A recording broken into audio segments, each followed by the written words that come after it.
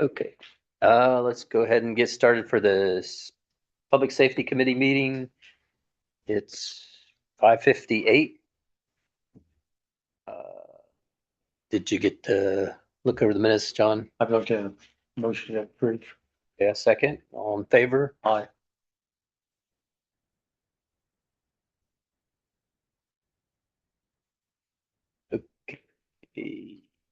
Todd, you want to give your report? Yes, the permanent EMS training, we did DNR interpretation again. Some people missed. We met with our medical director for training on our protocol. We sent several guys to Silco, which is a fire alarm company and a fire suppression company, whatever they are, to learn about fire alarm operations. We continue to do new part-time orientation. Continue with ride time with tolls and grant paramedic classes. We hosted and participated in the full-scale LEPC drill at Neeson Chemtech, along with LPD. We attended a Poppy Hour egg hunt, attended Child Abuse Awareness Carnival, attended Chamber of Commerce Spring Festival, completed preventive maintenance on all fire apparatus, and hosted a station tour. To date, we are at 7.58 runs per day. Last year, we were at 7.75. We're down about 20 runs. What is the LEPC? Local Emergency Planning Committee. Okay, It's under CERT, required to do all your local hazmat, dangerous chemicals, such. thank you.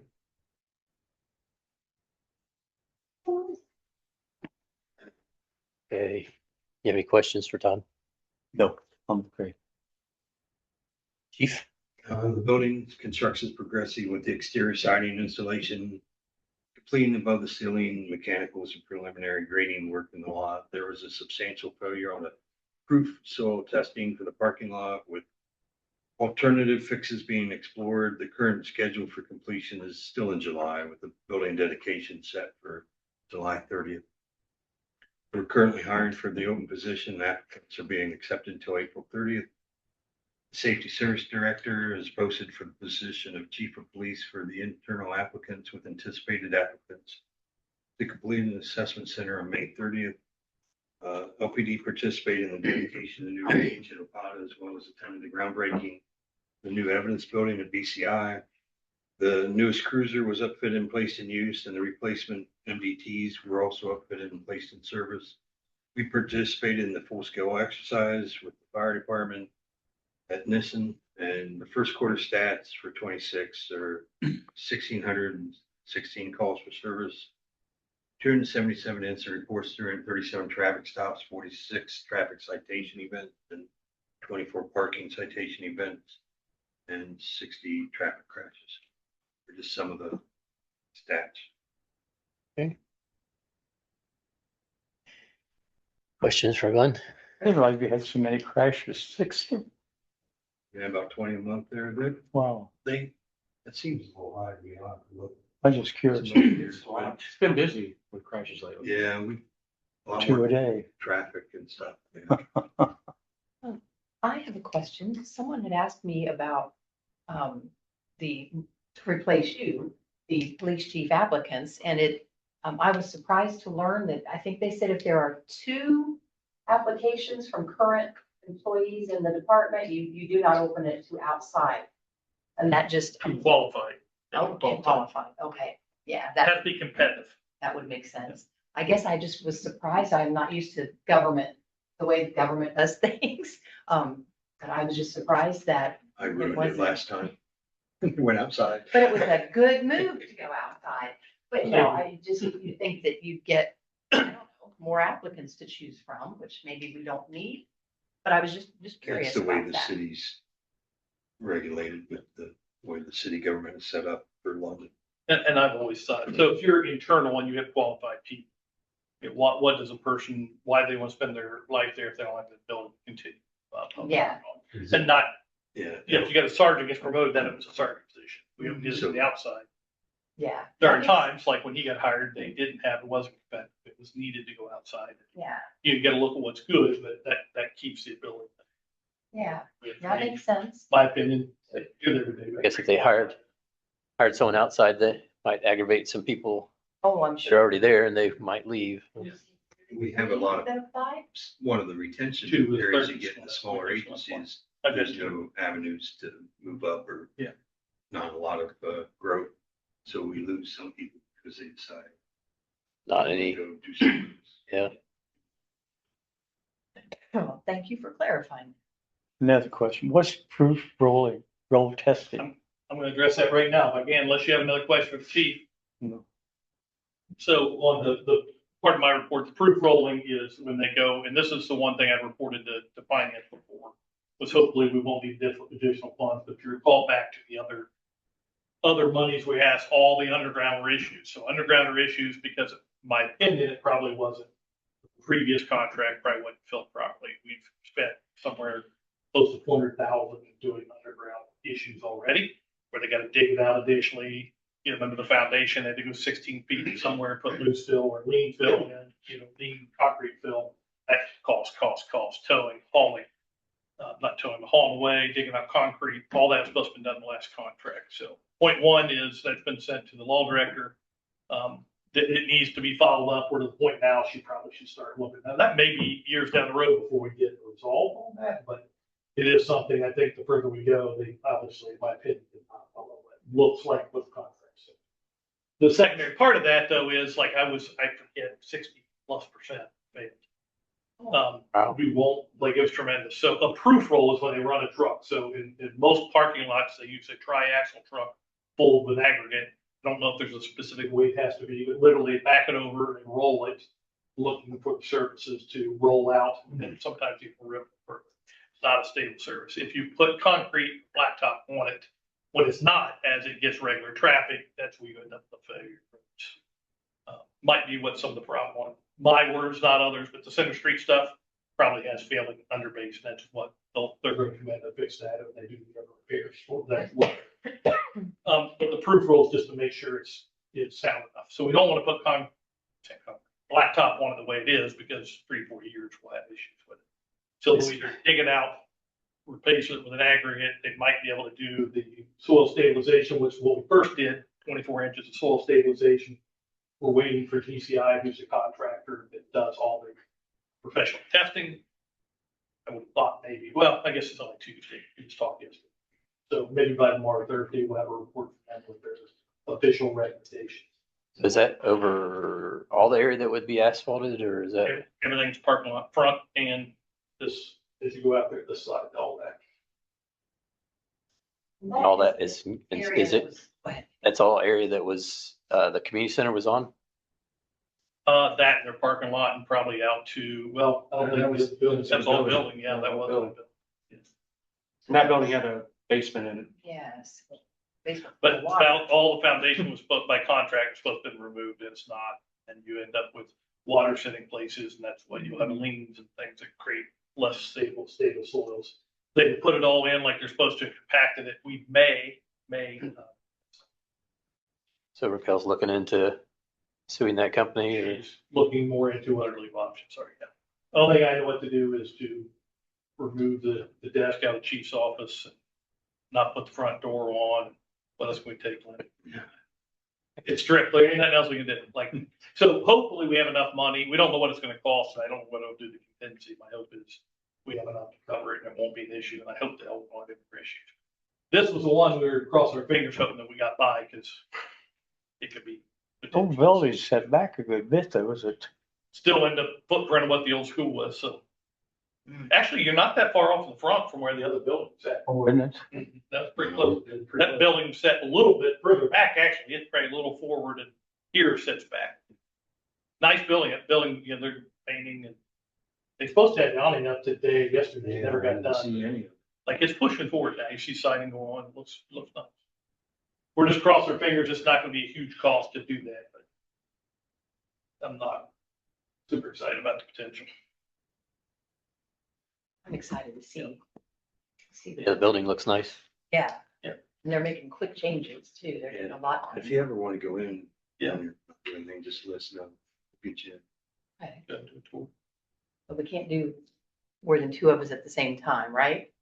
one of us? I forget. You gotta be careful. On council night, you could, you just can't have a quorum, or if you did as part of your meeting, you could, because you already announced the meeting, so. Oh, well. I that would might be think, something. I'm not your legal advisor, but I would think that this is no different Yeah. than part of the meeting, right? Or I can take one in and you can take. Yep. Yeah. Exactly, yeah, we do that. Yeah, that'd be interesting to go through. I think so too. So I want to get one of the things, so we've been talking about the LAPC exercise. I've been involved in hundreds of exercises across the years or whatever, and I told the guys I thought they did a good job. I think the important thing is like that's done every year and it's required. It's a state evaluated exercise to make sure they're following policies, procedures, things like that. And by no means did it go perfect, but what I saw was the willingness of the firefighters and police officers to change and adapt to the environment.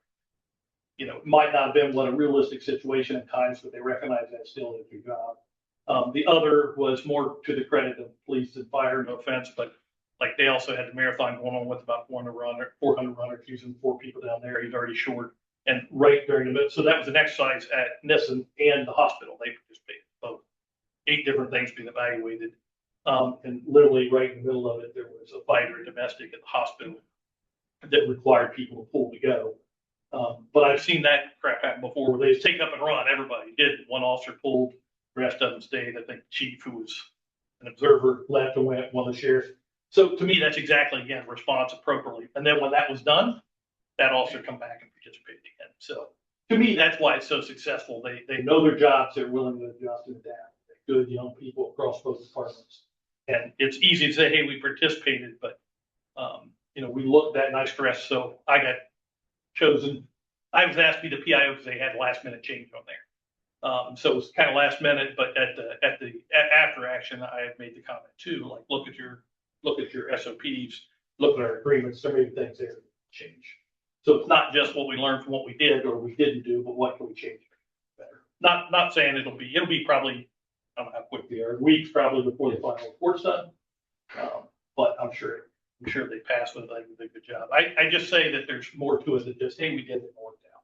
A lot of time and effort goes into it, setting it up, but you know, the everyday forces are a challenge right now anyway.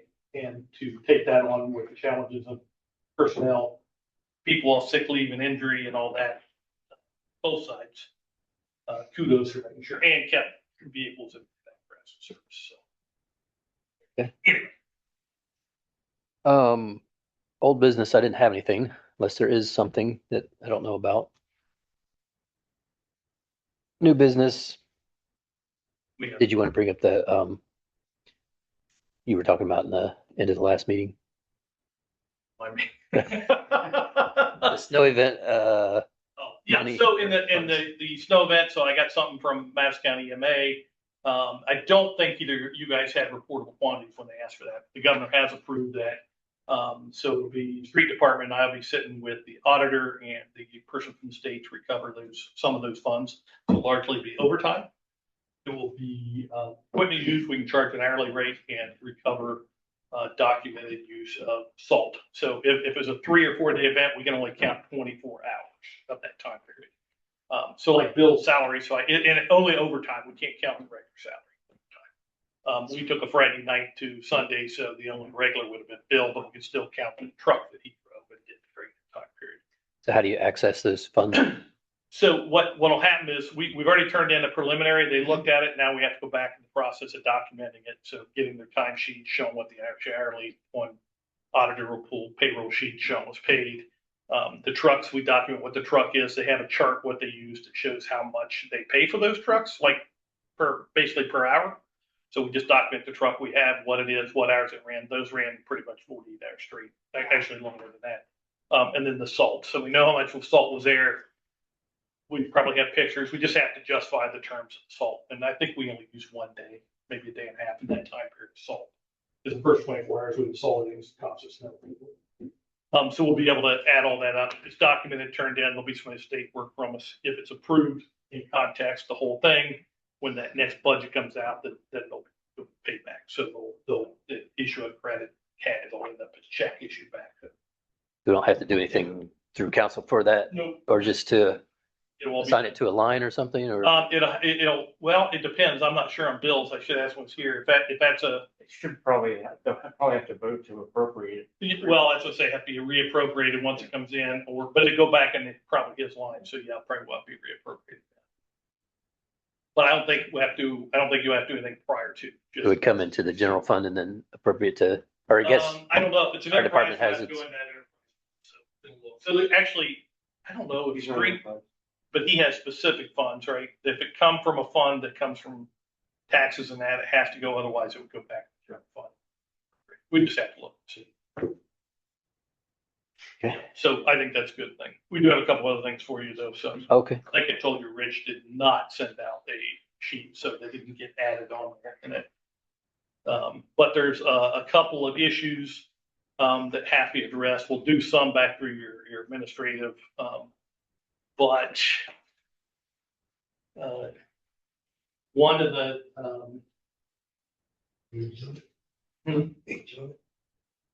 that's going to go to personnel. It's not written. So we can bring it up, but it's got to go to personnel. It can't be done here, so because of the, it's personnel. Yep, both of them are that. Because it has to do with hiring. What we can do the other? Retirement. The ones, so they don't have to go there. So there's a few things that come up recently. So one of them is there's a current law on the books for when an officer retires, he can buy his firearm. We didn't like the way it's worded. We didn't think it was consistent enough, and we asked the law director to look at it. The chief did some research on how he wanted to see it. Have that with you. I brought it. So what we're asking is actually an ordinance that would allow that. So when the officer,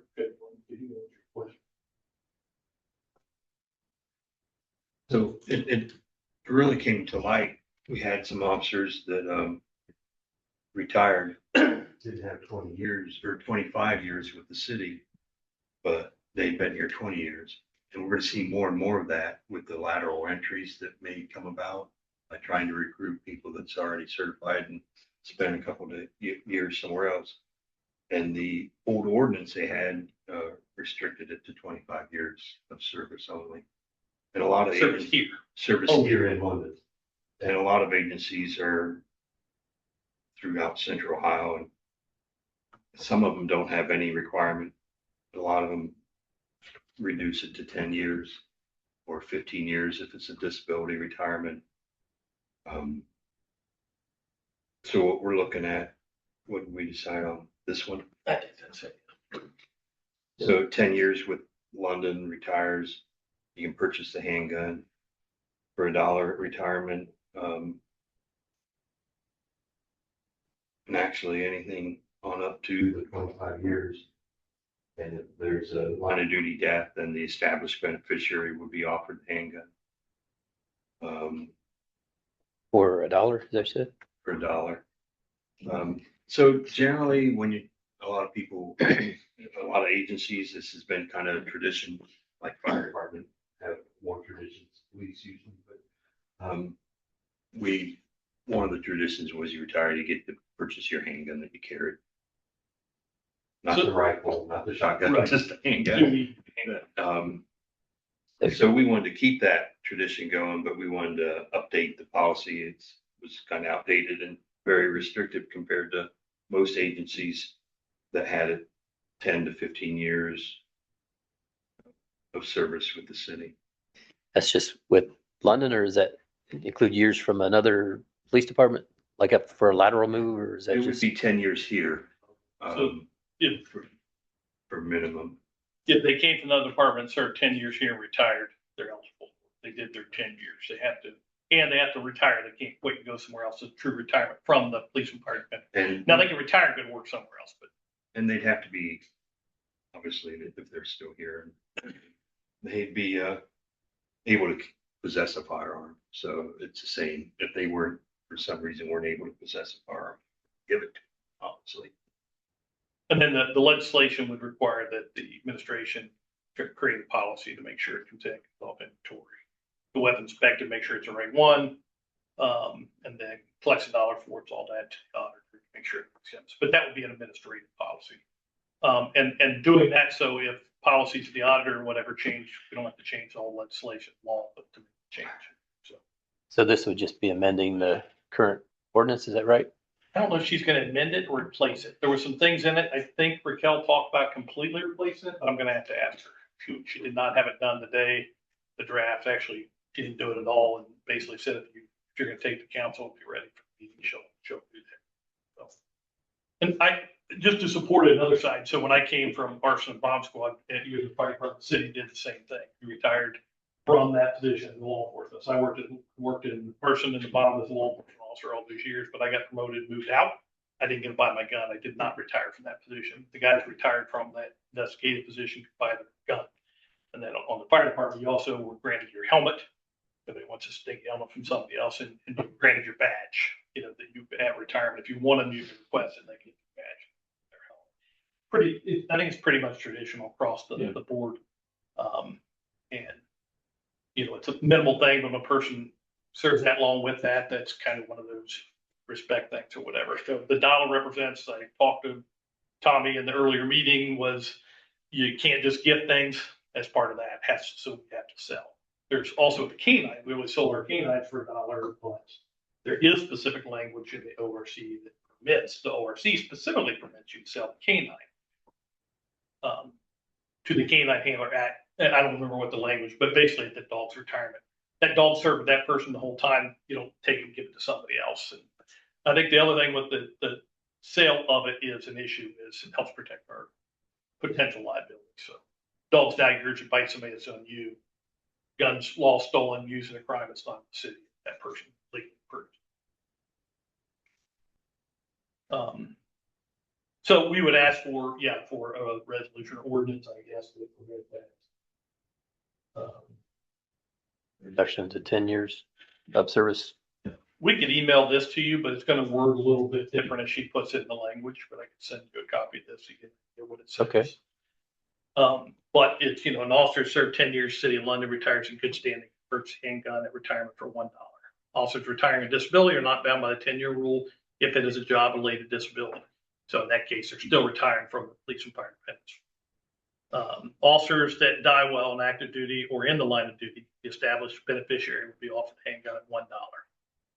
The chief of police or other officer already retired that have already retired from OP&F is employed for 10 years may purchase their weapon for $1. So that's the case. I'll use Glenn. Glenn retired. He's already retiree from pension, and he rehired in the city for over 10 years. So he would be out. Same thing if another person retired, an officer retires from somewhere else and comes. I retired from the city. I'm coming here as a retiree. I'm now with police or PRS instead. And then we talked about doing the policy or how it's done. So. Okay. I guess it wouldn't be able to come to council till next, not this one, but the next one. It's too late. Probably not, because it's probably already beyond. Yeah. The agenda came out today. Yep. Or the legislation came out today. All right. So I will. The other legislation will be in there too. So the next week, all do the same meeting. I'll make a motion to bring this to council. Second. Those in favor? Aye. Aye. A sponsor? You want me to sponsor? I can, you can. I'll sponsor. Maybe not a question, just something to say. The siding and brick looks nice together. It did turn out. That's nice. I always. So you'll email it to me? Nervous because you Okay. email the samples. Yeah, Yeah. I wonder what it was gonna look like. Being a realtor, it's like. It really looks nice. But it came together pretty well. Mhm. So. So the other is on the fire side. So as we mentioned just there, so any member of the London Division of Fire EMS who served 10 years with the City of London and retires, whether through minimum age or service times designated by the Police and Fire Pension Board, and are in good standing, can retain their badge. Do we have good standing on this? It's in our policy, but. Okay, so Well, it'll be in there. Yeah. So I think the pretty issue is sure. good standing. If they retire, while they're in an investigation for something, they retire because they can, they're not eligible. Correct. I mean that. So the good That makes standing is sense. important.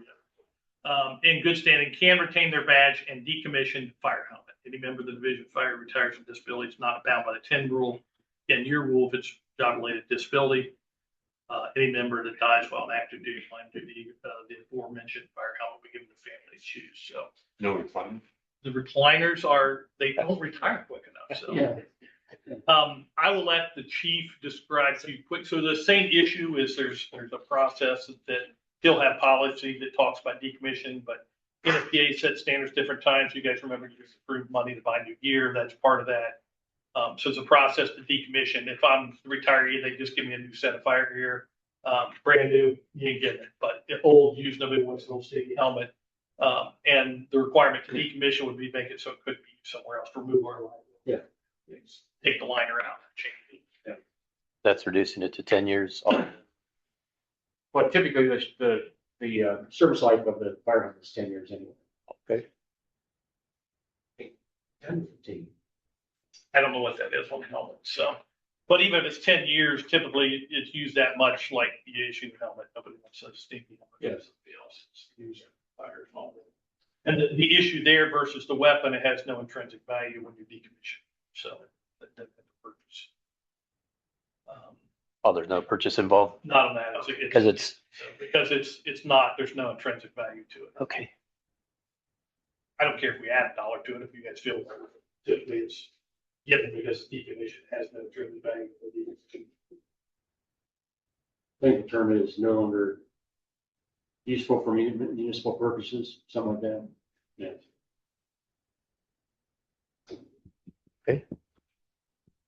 So that needs to go to council also. I'll make a motion to send that to council. Second. All in favor? Aye. Sponsor that one? And she wanted them separate. I had offered first to do them both together. She wanted them separate just because there's separate departments issues, which is fair. So, Okay. same thing. So I will tell you, now this is going to go through, these next two will go through the administrative, but since it's public safety, might bring it up. There's also a residency rule we're looking to change. That will only change on the police side. In 2000, I believe it was 2008. I'm trying to find that tonight before I left. Was having internet issues before I come up here, but the state law changes says you can't have a residency requirement in municipalities for jobs except those that are required to do quote unquote emergency response. My interpretation was always that means somebody like a detective, K9, the chief, somebody we're going to call back for specific jobs.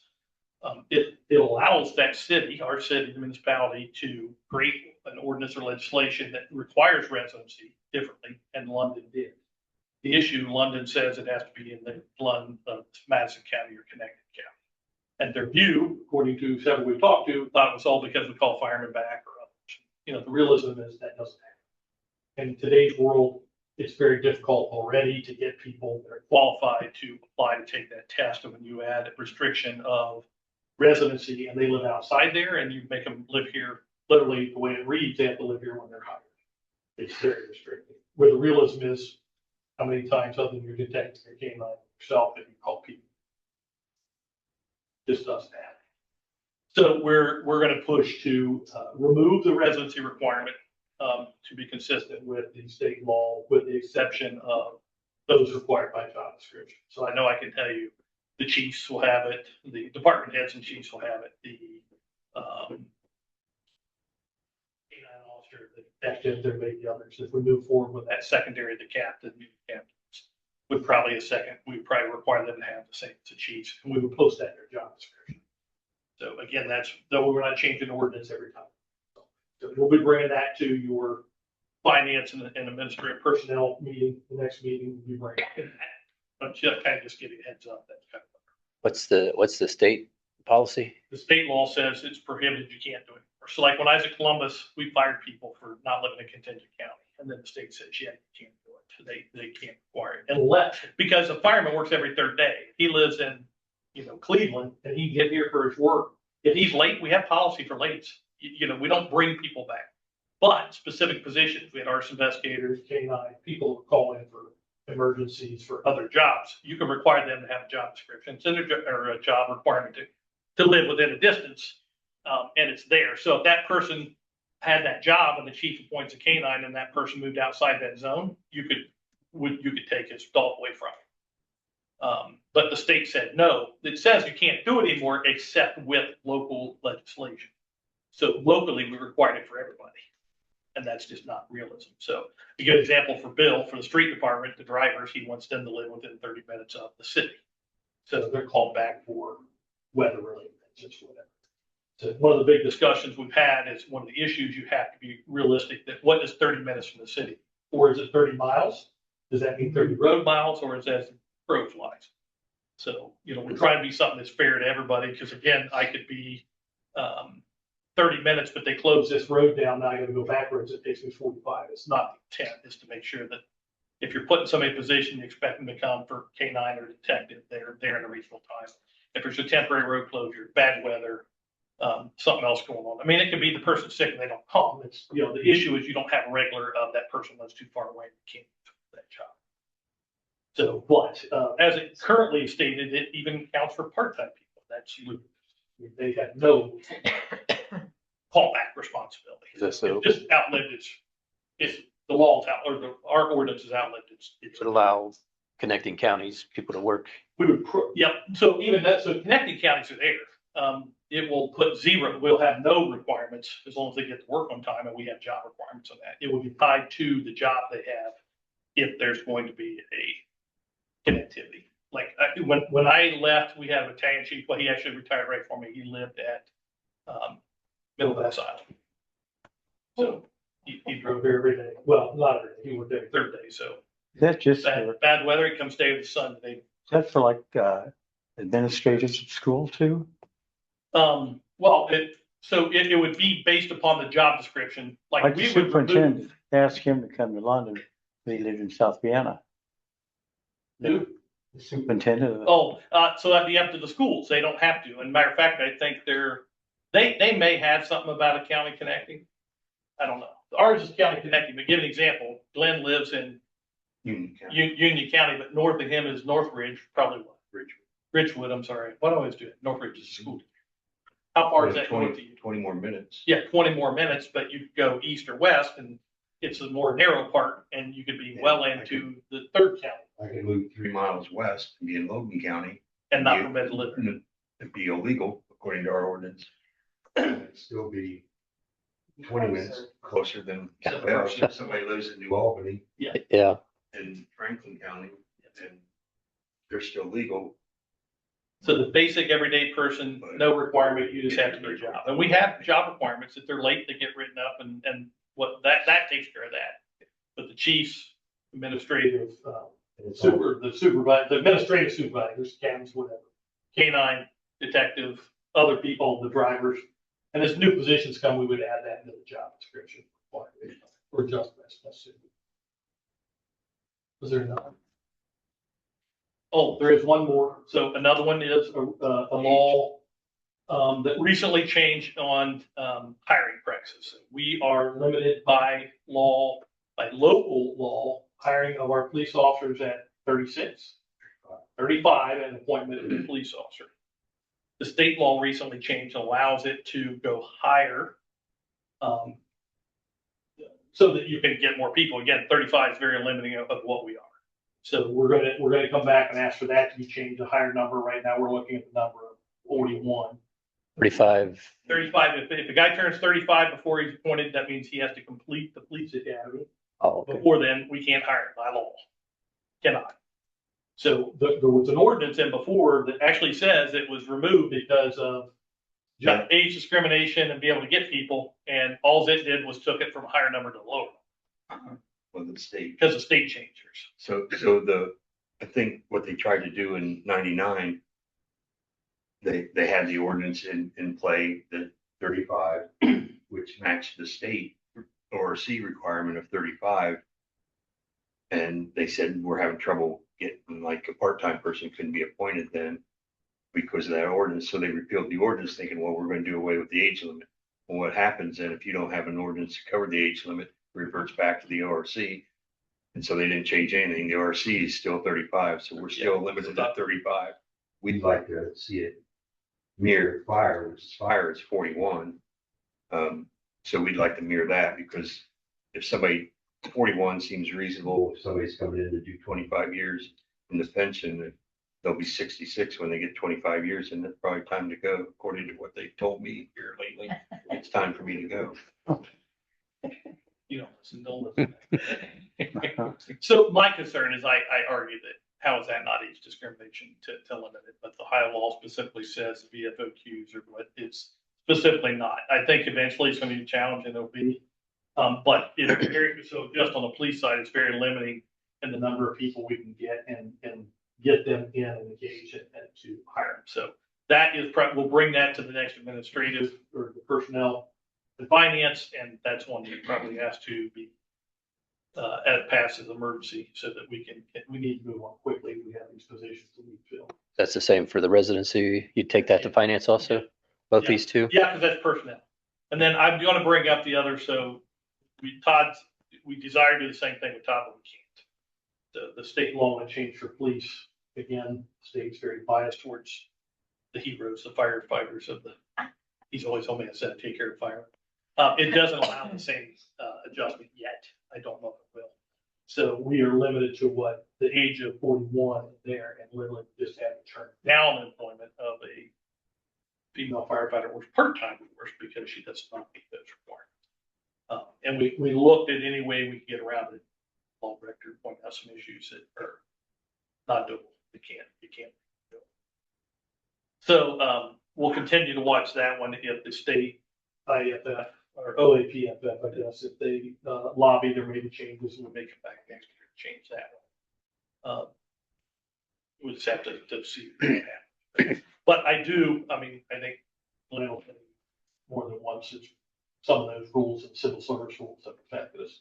And those same rules don't affect the sheriff's office of townships because they're not bound the same unless they are specifically civil service functions.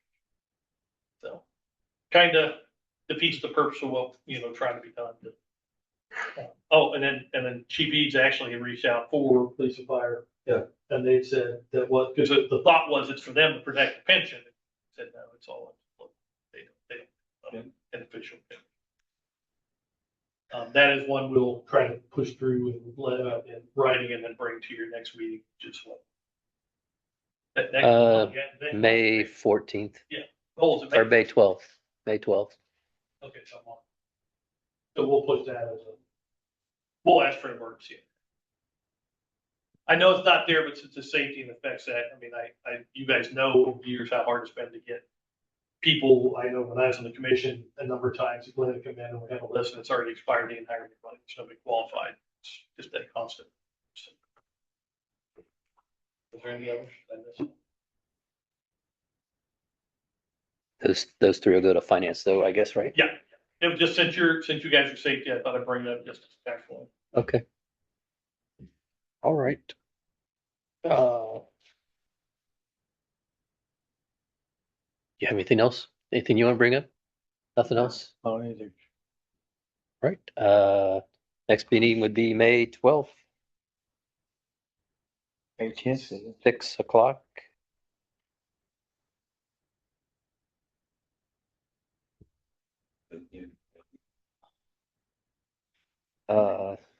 Gonna make a motion to adjourn? May 12th. Okay. You wanna make a motion to adjourn? Yeah, so moved. All right, we are adjourned at 6:37. Ran into a gentleman who kept referring to you as salt.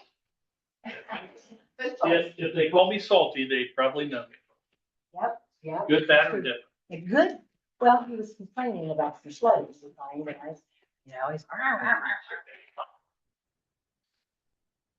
and I said, well, you need to reach out to the city so they can invest